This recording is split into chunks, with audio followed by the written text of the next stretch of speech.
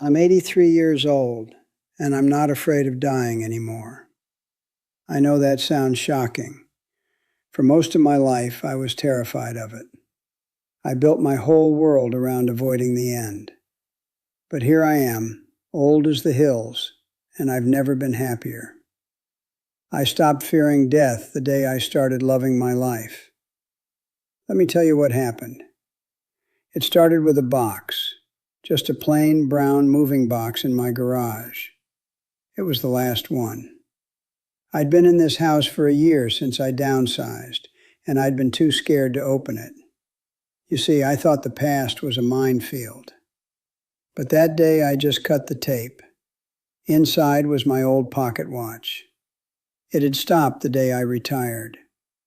Under it was a stack of letters from my wife Eleanor, tied with a blue ribbon. My hands didn't shake. I wound the watch. It ticked, and I decided to start talking. I was a clockwork man.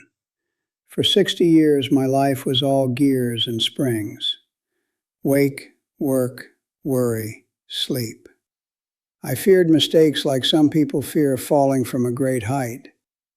Eleanor, she was the color in my black and white world. She'd say, "Arthur, you're missing the music." I'd just check my watch. I thought my precision was a fortress. It was a coffin. Then she got sick. All my careful ticking meant nothing in that hospital room. The room was so quiet, just the machines breathing for her. I held her hand. I memorized the lines on her skin, and I realized something awful. I'd been preparing for her death since the day we met. It was a low-grade fear, always there, and it poisoned our joy. I didn't speak in that silence. I just listened, and I heard my own cowardice. All the things I never said because I was too busy, too careful. After she was gone, the fear didn't leave. It just changed shape. My house became an echo chamber of dread. I was afraid of falling. I was afraid of forgetting. I was afraid the phone would never ring. My son David visited every Sunday. He was so cheerfully worried. It built a new wall between us. My granddaughter Lily, she'd draw me pictures of sunny days. I'd file them away, afraid to spoil them. I was preserving a life I wasn't even living anymore. The change didn't come with some big disaster. It came with a leaky faucet. This young plumber came to fix it. Her name was Mateo. She had a sparrow tattoo on her wrist. She talked to the pipes like they were old friends. She saw my collection of clocks on the wall. She said, "They're beautiful, but they're all set to different times. Which one's right?" I didn't have an answer. She fixed the drip and left me a bill on a napkin. It said, "Fix the drip. P.S. The present's a good time." I left that napkin right on my counter. I started looking at all my clocks differently, so I rebelled. I deliberately missed my Wednesday doctor's appointment. I drove to the beach instead. The wind was wild. The salt spray stung my face. I took off my shoes and let the cold water shock my ankles. I felt dizzy. I felt alive. And yes, I was still terrified. I bought a terrible, overpriced ice cream cone. I let it melt all over my hand. It was glorious. I sat on the sand, a sticky mess, and I laughed until my chest hurt. That night I called David. I didn't say I was okay. I said, "I'm curious." I followed that curiosity. I went to the library, but not the quiet part. I went to the noisy children's section. Lily found me there. Her eyes got huge. "Grandpa's in the rainbow room," she shouted. She pulled me to a beanbag chair. She read me a story about a lost wolf who found a home by following the smell of blueberries. Her little finger traced each word. I followed it. The noise around us, the laughing and tumbling books, it felt like a symphony. I started following more things. I cleared out my garage. Not a careful sort, a wild purge. I threw out broken tools and old manuals. I threw out the fear of not having enough. I found my old easel covered in dust. I bought one tube of paint. Crimson, the color of Eleanor's favorite lipstick. I made a mess. I painted one single wobbly line on the canvas. It was the most honest thing I'd done in decades. David came over and saw it. He didn't see a mess. He saw a door opening. He brought me a brochure for a community art class. Life drawing, it said. I laughed. I said, "At my age?" He looked right at me. He said, "Especially at your age." The old fear rose up. It whispered about embarrassment, about my failing eyesight. But underneath it was a stronger pulse, curiosity. I said yes. The first class was the next day. I didn't sleep that night, but I wasn't anxious. I was excited. I walked into that sunlit studio feeling like a new boy on his first day of school. The model was a man my own age. The instructor said, "Forget perfection. Find the life in the line." My hand shook, but I looked at him. I really looked at the map of wrinkles, the dignified slope of his shoulder.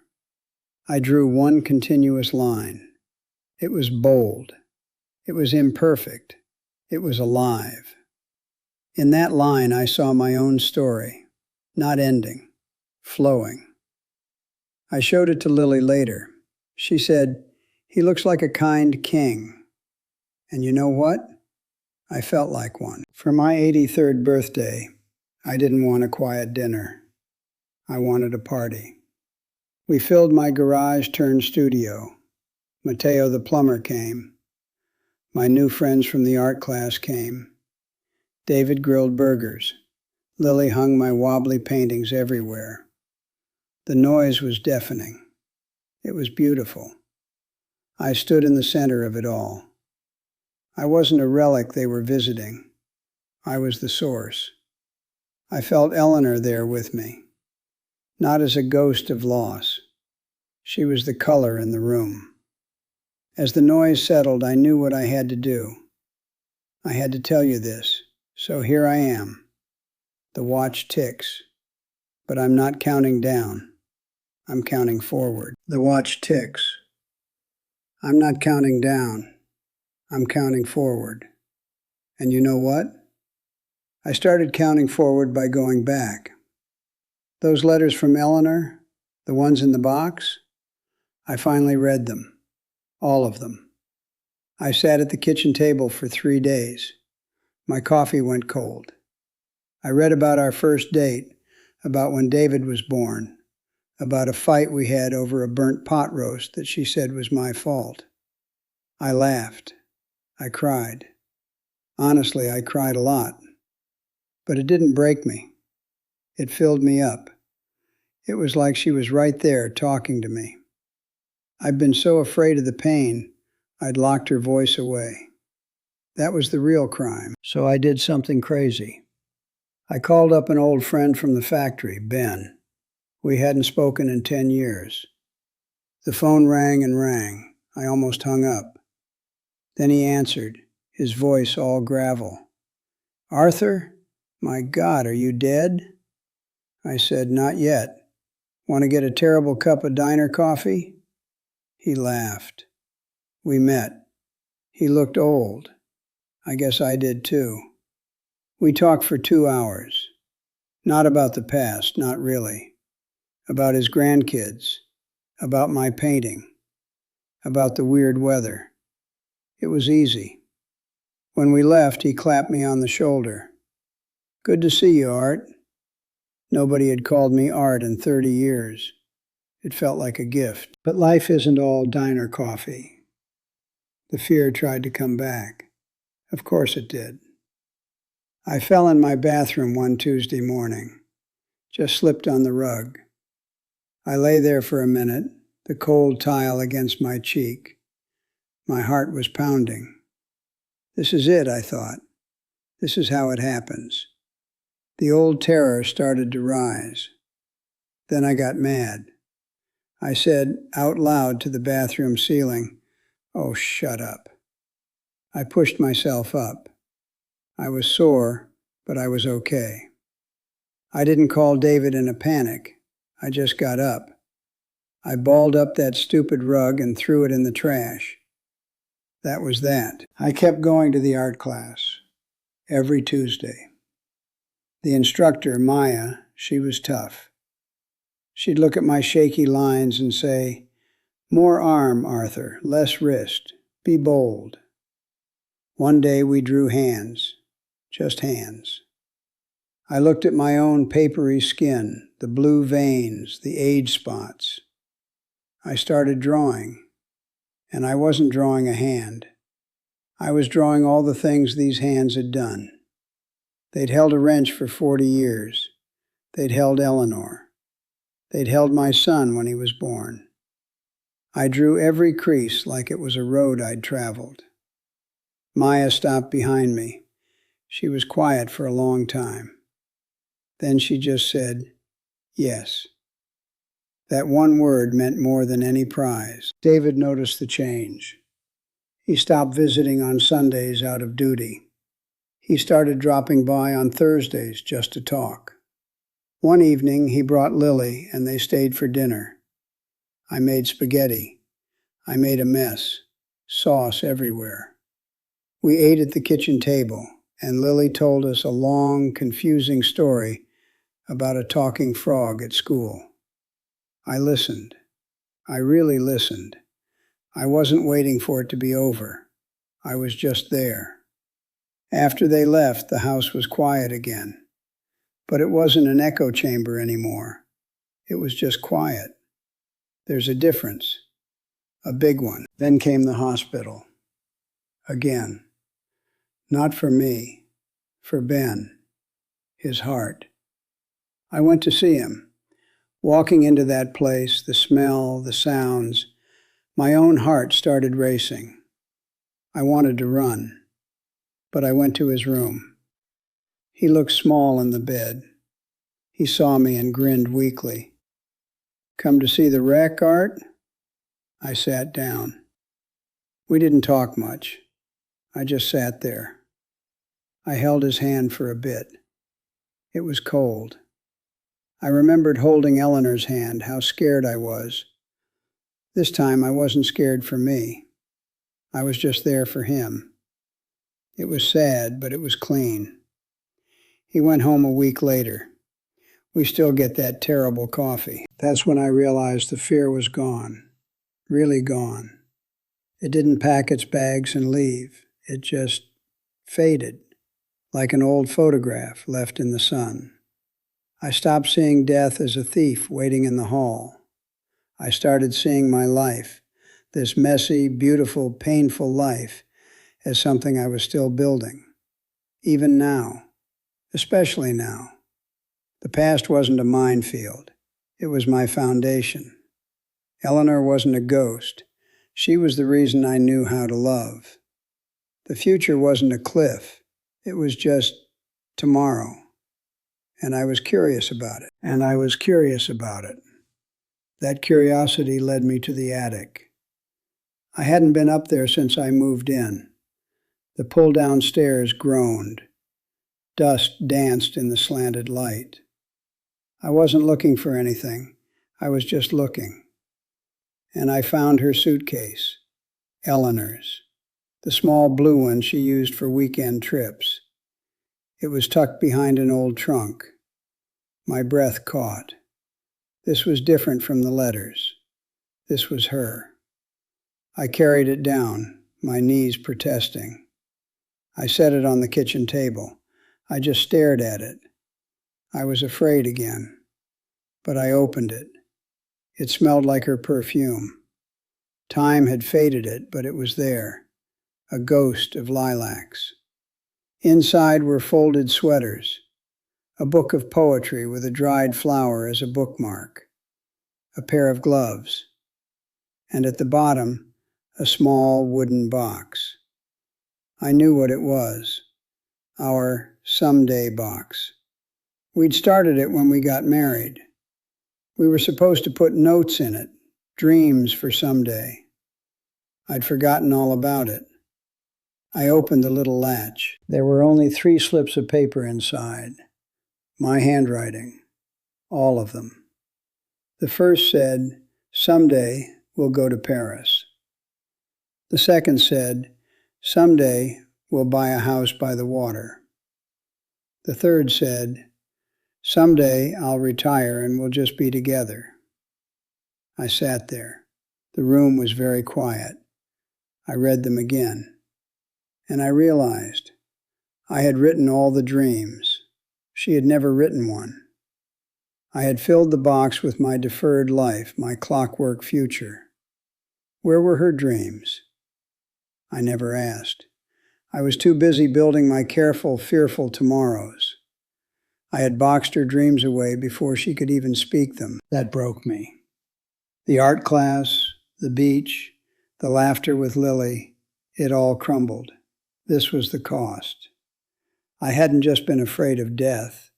I'd been afraid of her life. Her messy, musical, unpredictable life. I had tried to put her in a schedule. I started crying. Not the quiet tears from reading the letters. This was ugly. My shoulders shook. I sobbed at my kitchen table, my hands on her old sweaters. I had missed it. I had missed all of it. My precision wasn't a fortress.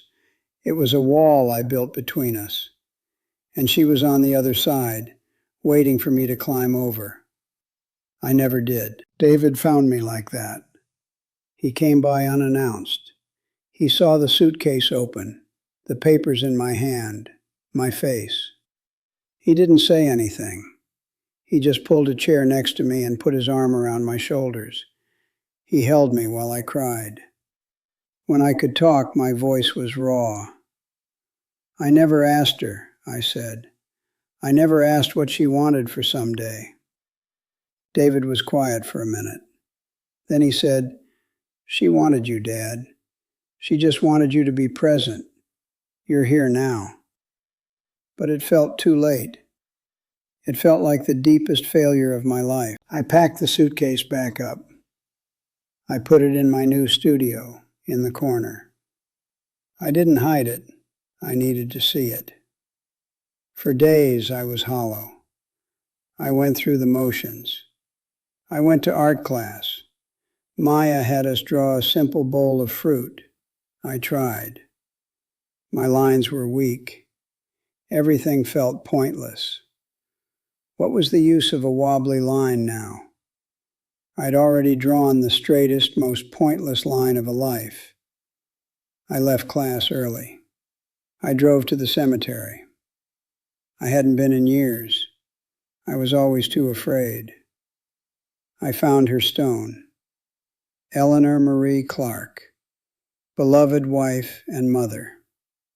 I sat on the grass. It was cold. "I'm sorry," I said to the stone. It sounded stupid. I was an idiot. I was so scared of losing you that I never really had you. The wind blew. A bird sang somewhere. I just sat there. I didn't expect an answer. But sitting there in the quiet of the dead, I didn't feel her absence like I used to. I felt her patience. She had loved my clockwork self anyway. She had seen the man trapped inside the ticking. That was her gift. She saw me. And I finally saw what I had done. The cost was immense. I had wasted years. But the realization wasn't a knife. It was a key. It hurt, but it unlocked something. The fear had been my prison. This grief, this raw, honest grief, was me walking out of the cell. I had finally shown up. Even if it was 40 years late, I was finally present at my own wife's grave. I stayed until the sun got low. Then I went home. The suitcase was still there. I wasn't afraid of it anymore. It was just a suitcase. And I was just a man, finally ready to live. And I was just a man, finally ready to live. That was the real turning point. Not the beach, not the paint, not even the art class. It was sitting on that cold grass and finally, truly seeing what I'd done. Here's what I learned sitting there. I was wrong about everything. I thought love was about building a safe, predictable life for Eleanor. I thought it was about providing, about never rocking the boat. But love isn't a fortress you build around someone. It's the willingness to step outside the walls with them. It's saying, let's go see what's out there, even if you're terrified, especially if you're terrified. I thought my carefulness was a form of love. It was a form of control. I was trying to control life, to manage it, so it wouldn't hurt me. You can't. Life is a leaky faucet. It's a wobbly line. It's an overpriced melting ice cream cone. Trying to control it is like trying to hold on to water. You just end up with wet, empty hands. What I should have done is simple. I should have listened more. I should have asked her, "What's your someday, Eleanor?" and then dropped everything to make it happen. I should have missed more appointments, not out of rebellion, but because she saw a butterfly she wanted to follow. I should have let her be the music, and I should have danced, even if I had 2 left feet. Love doesn't require precision. It requires presence. Being there, fully there, with your heart unguarded. That's the scariest thing in the world. It's also the only thing that matters. So my advice to you, especially if you're my age, is this. Stop performing. Just be there. Your kids, your grandkids, your friends, they don't need a perfect grandpa or a wise elder who has it all figured out. They need you, the messy, imperfect, present you. Put down the watch. Look them in the eye. Listen to their long, confusing story about the talking frog. Taste the terrible ice cream. Feel the cold water on your ankles. Don't file away the drawings. Pin them up where you can see them and get them dirty. Your life is not a museum to be preserved. It's a studio, and you're still the artist. The materials might be different. Maybe it's achy joints and fading eyesight, but the canvas is just as blank as it ever was. You can still make a mark, and you still have time. Maybe not decades, maybe not even years, but you have now. This moment, this breath, and now is enough. Now is everything. You don't need to fix the past. You can't. I can't get those years with Eleanor back. But I can honor them by living the way she wanted me to. Awake, curious, and unafraid of a little mess. The fear of death is just the fear of an unfinished life. So finish it. Not by tying up loose ends, but by pulling on every loose thread you see to see what unravels. What unravels might just be the prison you built for yourself. That's my hope for you. A realistic hope. I'm not saying you'll wake up tomorrow without fear. I still have my moments. But you can crowd it out. You can make your life so loud with living that the fear becomes background noise, then a whisper, then just silence. You can look at your own wrinkled hands and see not decay, but a map of a life lived, with new roads still to draw. You can stand in a room full of noise and feel like the source of it. You can find your Eleanor, not in the grave, but in the color of a paint tube, in the sound of a grandchild's laugh, in the smell of lilacs on the wind. She's there. Your life is there, waiting. And that's why I'm talking to you now. If this story, my story of a clockwork man learning to hear the music, meant anything to you, do something for me. Don't just let it end here. Hit that subscribe button. It's not for me, it's for you. It's a promise to yourself to keep listening for stories that wake you up. Turn on notifications so you don't miss the next one.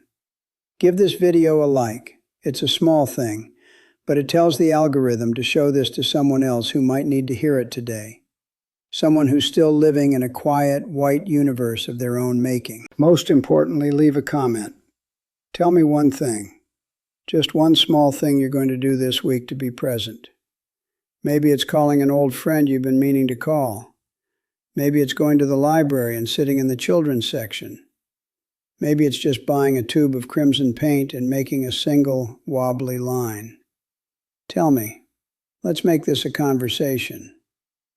And if you're feeling brave, share this. Share it with someone you love who you think is living in a fortress of their own making. Be gentle. Just say, "This reminded me of you."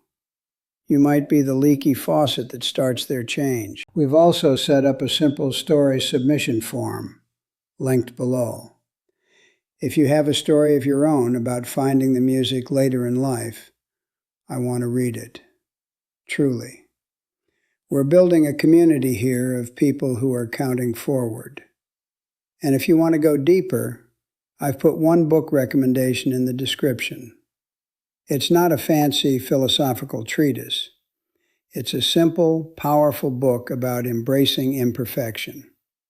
It helped me. It might help you. The watch is still ticking on the table beside me, but the sound is different now. It's not a countdown. It's a metronome, keeping time for the music I'm finally learning to hear. Your music is playing too. It always has been. You just have to be brave enough to listen and then to dance. However you can, even if it's just a tap of your finger on the arm of the chair. Start there. Please, start. The present is a very good time.